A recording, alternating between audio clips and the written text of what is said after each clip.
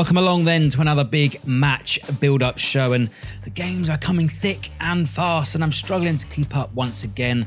And you know what it's like over Christmas, people to see, places to be, and not enough time in the day to do it all. So my apologies why this episode is late. Anyway, on this week's episode, the return of Obi-Wan, the Master Jedi. We speak to Clive on this week's preview show, and we reflect on the West Ham result, as well as looking forward to the Man City game, you know, contemplating whether we can also snatch another victory against what is not an invincible Man City side. And as for the opposition, we speak to the official MCFC Man City vlogger, commentator, Ian Cheeseman, and he tells us why Man City have looked so fragile recently and why they've lost the last 2 out of 3. Don't be a soft touch. The second goal last night was a soft touch. That doesn't happen again. But obviously, stay in that game on Sunday. And for the fans, stick behind the lads, because I think the fans have lifted everybody. Ralph's lifted the whole place, hasn't he? So he's lifted the whole place. I think the absence of Fernandinho has been crucial. I mean, you can't put it all down to one player, I suppose, but he is a crucial factor in the team. He sits just in front of the back four. He's a great distributor of the ball, as well as doing well in terms of protecting the defence. I don't actually think City's defence is their strongest point. They're not built as a defensive team. So as usual then, the episode is available to download in the card above my head if you're watching on YouTube, or available on most audio platforms in the links below the show. Hopefully you had time to catch up before kick-off tomorrow at 2:15. Of course, let us know what you think of your predictions ahead of the match when Man City visit to St Mary's. But now it's time to kick off our match build-up show.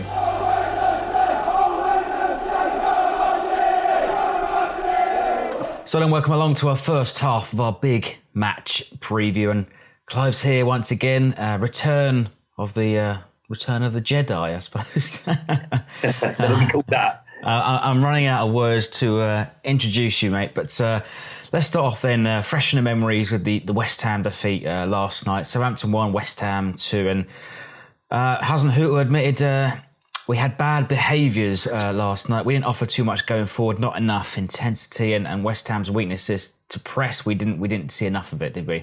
No, we didn't. And having got the goal ahead, you thought, well, the least we can get is a point. Rather fortunate that we were ahead. I thought we should have been behind at half time. But, you know, you take what you get, you scrap. But the nature of how we surrendered that lead was so disappointing. And especially the second goal was just, oh dear. It could have been any one of 4, couldn't it, that put that ball in the net. Yeah, to be fair, both keepers were kept relatively busy last night. Fabianski made some really good saves, kept West Ham in the game, and perhaps you could say McCarthy, you know, not quite still at his best. I mean, first of all, let's touch on our goal first of all. I mean, you sit sort of directly opposite me, but on the Kingsland side, and I sit on the itch. So it took an absolute age to discover who actually scored that last night, and it turns out Nathan Redmond bundled it across the line. What did you make of it, really? Just very relieved that we'd got ahead in the game, Freddie, because we hadn't been playing very well. West Ham had looked threatening on when they came attacking us, so I was very relieved to go 1-0 up, and I thought, well, do you know what? Now we can maybe soak it up a bit and hit them on the break. But it just wasn't to be. The equaliser was just too quick, wasn't it, really? You need that 5 minutes where you just settle the game down again and start to be calm on the ball, and we just weren't. And I think that comes from a lack of experience back there, really, with the fullbacks. I do think the guys have done well in the last month. I think, considering they're both limited in terms of their Premiership experience, I think they've done quite well. But there's no substitute for class, and I think with Cedric and Bertrand there, you'd see a very different team. And I suppose, you know, the two goals from West Ham. First of all, we weren't closing down quick enough. We left far too much time and space for Anderson to take that shot on the edge of the box, and perhaps you could say McCarthy unsighted once again. But as you say, you know, for the second goal, perhaps there wasn't enough experience to close down that counter attack, and ultimately it was sort of 4 against 1. We committed too many forward. Certainly, from a corner, you'd think, well, you're going to leave two back, definitely round about halfway line. But to be exposed like that was just ridiculous. And it's 5 against 1. How did that happen? Really, let's look at that and hope Ralph learns from that. And I'm sure that he will. I'm sure that he will. But it's all these things about, I mentioned before, about Saints being professional and making it hard for the opposition. And that was just a gift. That really was a gift, Freddie. The first goal, I've only seen it live as it happened in the ground. And my gut feeling is, should he have saved that near post? Yes, it was a very good strike, but second game running, we seem very susceptible to shots from 20, 30 yards out at the moment. That little area between the midfield and the defence, we're not blocking it up. We're not shutting down quite quick enough. And teams are getting... It's hard. It's hard in the Premiership. But, that's the area we've got to get better in, because it's noticeable that we're conceding quite a few goals like that. I mean, you've got to say it's a fair return, I suppose, from Hasenhuttl first 4 games, 2 wins, 2 defeats, and his motto is, of course, we either win or we learn. Well, yeah, we certainly learned the hard way last night, and I'm sure from set pieces you'll see more cover back there now. It's important. It's happened a few times to us in the past. I think Newcastle last season, up at their place, I think it happened like that, but. It's just one area of our game we have to improve. And I'm sure everything I've heard from that man so far has been football common sense. And I'm sure he will act upon that and put that situation right. But the area I'm on about between the midfield and the defence is a massive worry, because it is something that there's a gap there. There's a gap where teams are getting into a space and then popping shots off. And we really have to improve that. And there was a comment last night. Dan said to me that he was disappointed with individuals. And I said to you in the pub when we got back after the match, I think Valley was a little suspect. But I think you have to say his decision-making wasn't quite there. He's still got a long way to go, of course, and he made a handful of appearances. But he wasn't sure whether he wanted to come or go. And he really wasn't helped much either by his defence, by his cover. No, he wasn't. And let's look on the positive side. The lad's done really well. And going forward, he's looked really good. I thought he got a bit confused last night in certain situations, but that's going to happen with younger players. He's got a lot of ability, but, I know Cedric hasn't had the best of seasons, terrible season by his standards, but we all know that he's an international quality right back. And Bertie is the same on the left-hand side. We need those guys back as soon as possible. We really do. It gives balance to the team. The fullbacks are so vital now in football. Always have been, but, more so with this attacking side of the game. So I don't know what the injury news is. It's been a mystery. I don't know what's wrong with Cedric. Well, he's been spotted back in training. He's been photographed, but I think our suspicion is can't be arthritis. Oh dear. Well, in that case, it'd be very disappointing. Massively disappointing, because he's one of the bits of quality, the bits of real Premiership quality that we've got left. And we need that. We need him. We need Bertie. We need everybody pulling together, which is, I think, since Ralph's come in, it's been very noticeable that the teamwork has been there. And I'm sure it just you know what? I think West Ham have look at the money they spent. Seriously, okay, they had a lot of injuries, but they won 4 out of the last 5 up till last night. So that is a pretty good record, and we're up against it. We really were up against it. And we're up against it, of course, on Sunday. Yeah, but luckily for us, there's still some daylight between us and the drop zone. Still 3 points between us and Burnley, who seem to be in a bit of trouble themselves. But, we head to Sunday, another Super Sunday on the TV. Man City visit St Mary's, whom they look a little fragile themselves after 2 defeats in 3. Very surprising. I've seen quite a bit of Man City, and I've said this before last season, that they amaze me, the football they play.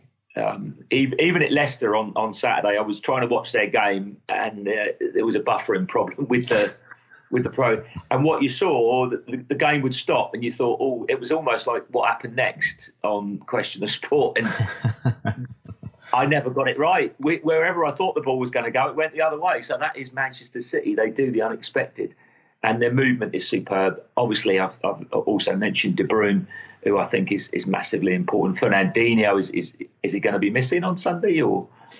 Well, Fernandinho is a huge doubt. He's missed the last couple of games, and by all means, viewers will find out who I speak to. Ian Cheeseman, the Man City correspondent, let's say, his huge miss for the protection for the defence for Man City over the last couple of weeks. Again, he fills that space between the midfield and the defence is sitting in there, protecting that area 20, 30 yards out.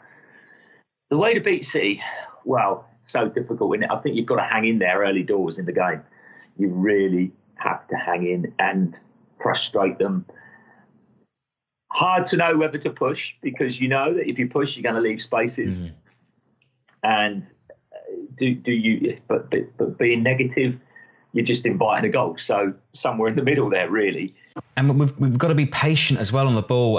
It's expected that Man City will hold most of the possession as well. But the most important thing is for us to stay patient, stick to our game plan. And who knows, we could even snatch a result like we did against Arsenal. Man City aren't invincible at the moment, but I guess you could say the return of Højbjerg is going to be massive for us. We missed his strength and his leadership in midfield on Thursday night. Yes, I agree with you, Freddie. I really don't know why, but I don't think that Lamina and Oriel seem to play well together. But they do both play individually well when Højbjerg's in the team. So that's a bit of a strange one, but that's the way I see it. Yes, Højbjerg coming in will make a big difference. Oh dear, playing Man City is so tough to know, isn't it? Because they just move the ball around so much. And from a fan's point of view, all I can say is I remember the reverse fixture up at, I was going to say Main Road then, up at Manchester. And I was dreading it. I was absolutely dreading it. I had a job that day. I was driving and I said to the guy, go on, tell me the worst. 10 minutes had gone when we reached our destination. And he said, we're 2-0 down. And I thought, oh, my goodness, this is going to be a cricket score. This time, I think Saints can be competitive. I think Saints can frustrate them, can play their own football. That's the thing about us. We can actually play decent stuff going forward. And if there's one thing about City, they do let you have a little bit of that game. And in that bit when you're attacking, that's when you've got to be ruthless. That's when you've got to punish them, because, some other teams will absolutely dominate you, but they always leave a few moments in a game where you've got a chance. So never write us off. And when we had that one chance, Danny Ings put away a penalty up at the Etihad, but surely it can't be any worse this time round. And luckily for us, perhaps if we don't meet him in the FA Cup, it'll be the last we'll see of him this season. Yeah, well, Freddie, you've got to play him at some point. And like all these top teams, as we proved against Arsenal, there are certain times in the season when you want to be playing them. Okay, they've not been in Europe or anything like that, but they are feeling the wear and tear of the season. They are feeling the fact they've how many games in Europe? They've played 6 or 8, is it? I don't know. 6. And 6 games in Europe, the League Cup, the League, they've got the FA Cup coming up. Injuries wear on them. They playing weekends, playing midweek, it wears them out. And that's when top players, you know that the likes of Sterling and De Bruyne, fantastic players, but they're human beings, and eventually they get worn down by these games, and they do get a little bit jaded. Their sharpness goes, and that's what we got to make the most of, really, I think. All right, excellent stuff then, and hopefully we can generate an atmosphere, get behind the team once again. Probably for me, less of the fanfare and fireworks. I think we just need to generate it ourselves. But what's your prediction then for Sunday afternoon, mate?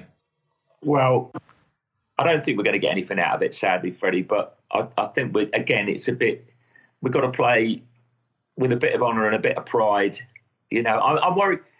What I'm more worried about is having experience back there in the back four, because I think a team like City could, against youngsters, could really, take advantage of that. But I think Saints fans, probably the West Ham game was a reality check.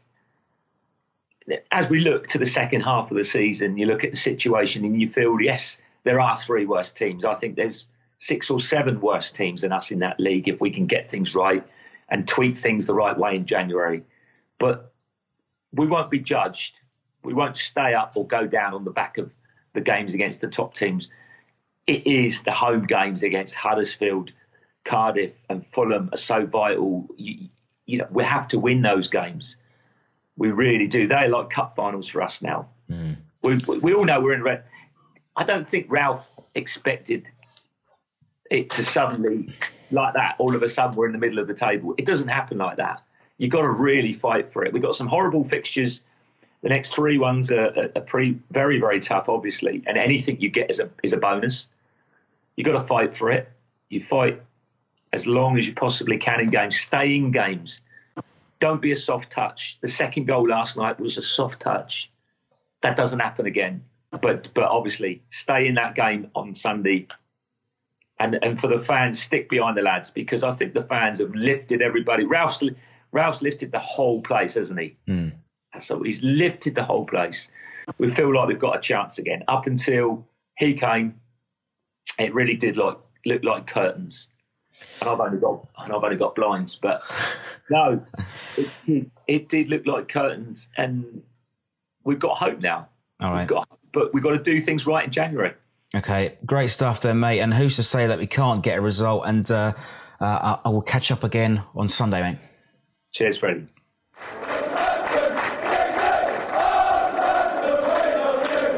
Once again, a massive thanks then to Clive for joining us this week.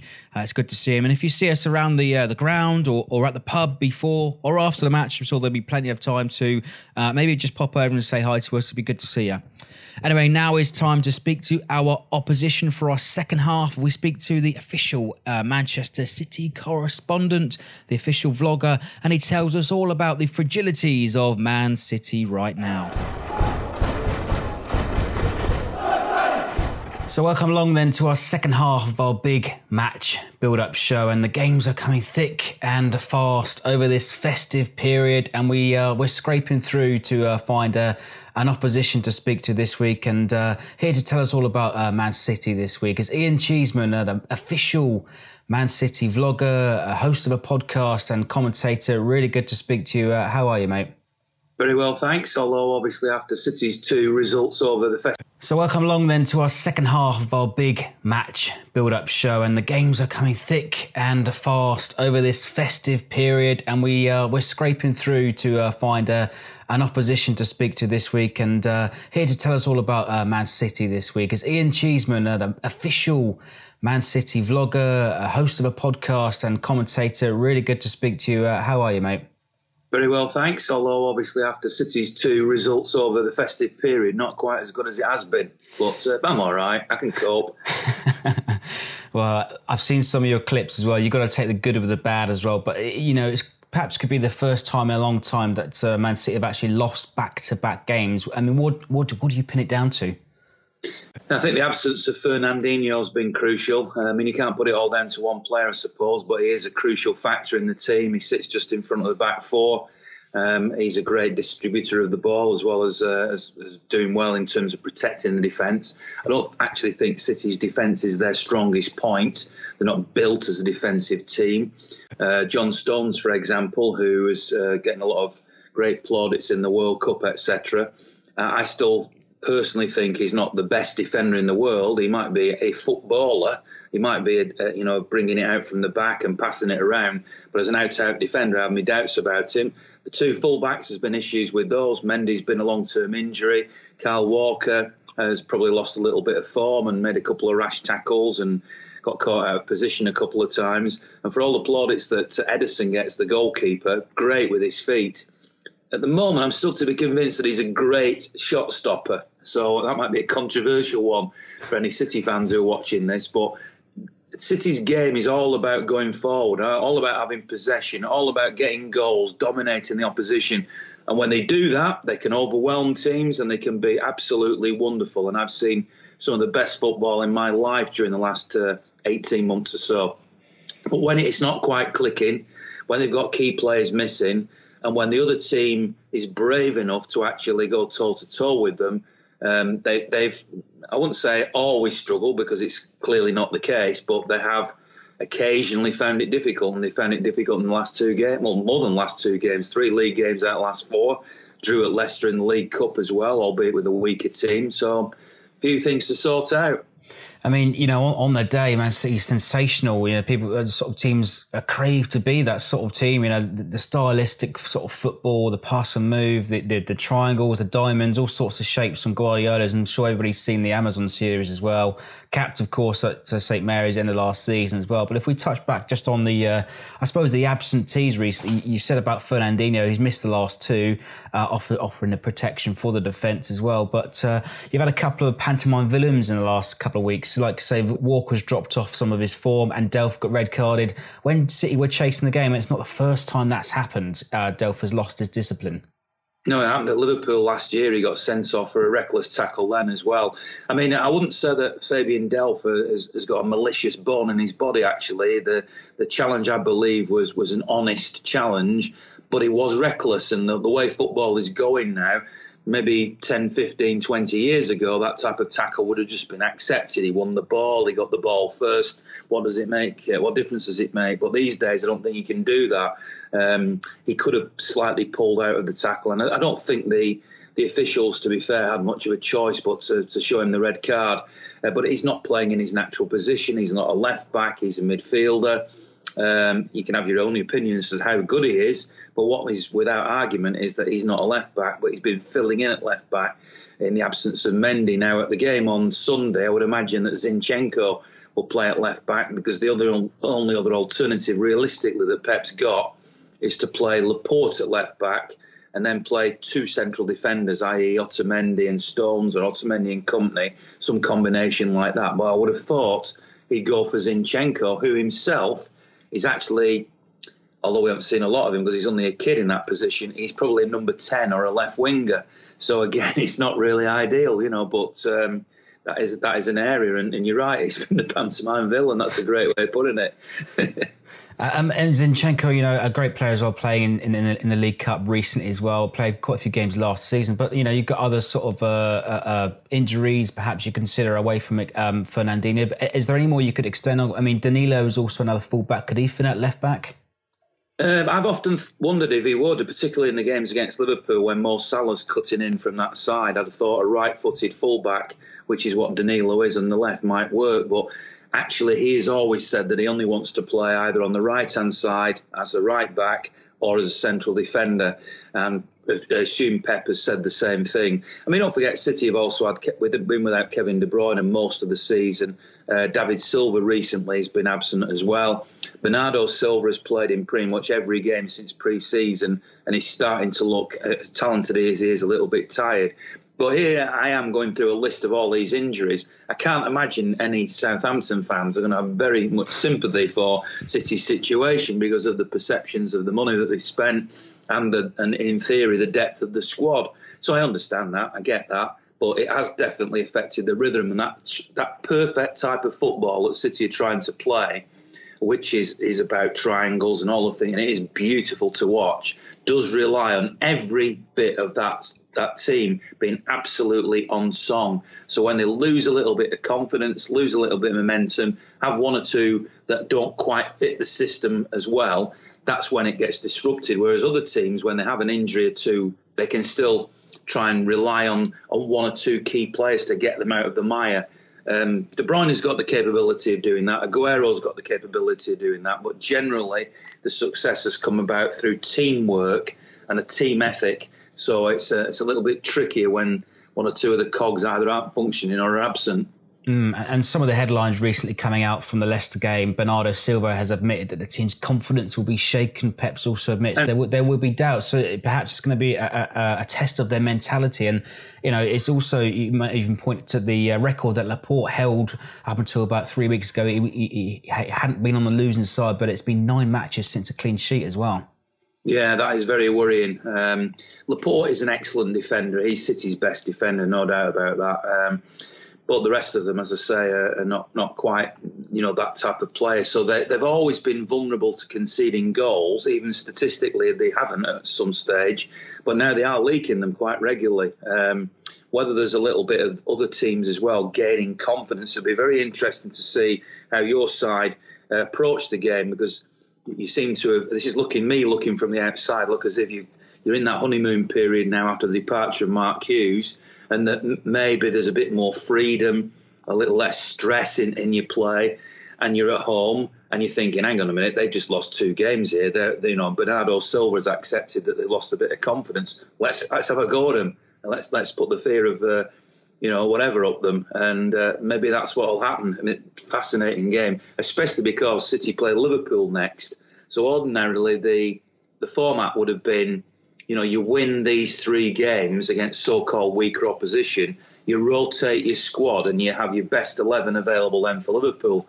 That feels to me it's got out the window now. Get your best team out against Southampton, win that game, get your bit of your confidence back, and then hope that you can be back to your best again, absolute best, for the visit of Liverpool. And we can take heart as well, also beating Arsenal sort of 3-2 a couple of weeks ago, the win against Huddersfield, and the time of this recording, it's just hours before the kick-off of West Ham as well. But as it is with Saints, as it is with City, many other clubs as well, rotation is going to be expected. De Bruyne only made sort of 70 minutes coming off his long-term injury, but you've got so much talent already to go on the bench. What can you extend on that? What sort of team do you think you might see coming out of St Mary's on Sunday afternoon? Good question. I mean, the big question will be Fernandinho, because nobody's really revealed the extent of his injury. There isn't a press conference that Pep will even be drawn on that until Saturday at about 1:30, which I'll be along at and see what they say. So we won't really have any indication. Whether he'll even reveal it then, I don't know, but it certainly won't no indication before then. If Fernandinho's back, I think that makes a bit of a difference. I think the minutes that Kevin De Bruyne and David Silva are now getting back into the bodies, because Silva's first game back after a spell out was at Leicester. Obviously came on as a substitute, but I'd frankly be surprised if he doesn't start at Southampton.